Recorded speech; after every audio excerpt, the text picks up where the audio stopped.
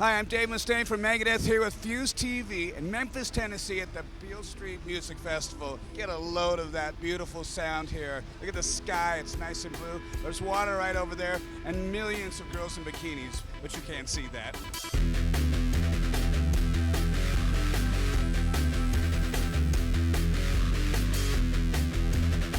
Each festival obviously has its own idiosyncrasy, where it's at, what it's about, who the sponsors are.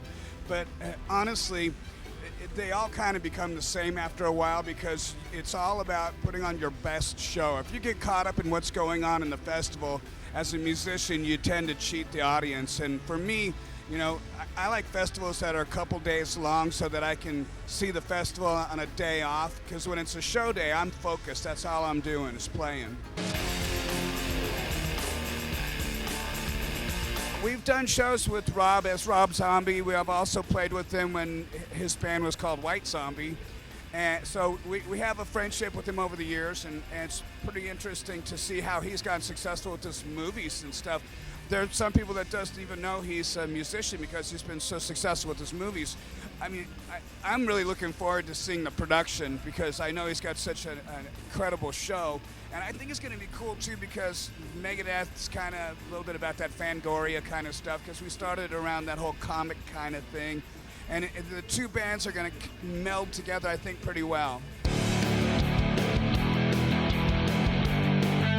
This is something that we usually do, obviously, for anniversaries. You know, we have several records that are pretty considerable in how long they've been around and the anniversary that corresponds to it. So going down to South America, we're going to be celebrating Countdown to Extinction's 20th anniversary and Peace Cell's 25th anniversary. So depending on where we're at, we might end up doing more than one show. We're going to do definitely Countdown to Extinction in its entirety, and if we get a second night, we'll probably play most of Peace Cell's But Who's Buying. You know, there's a couple songs on there I just don't really like playing anymore, but other than that, you know, the record's a fun record to play.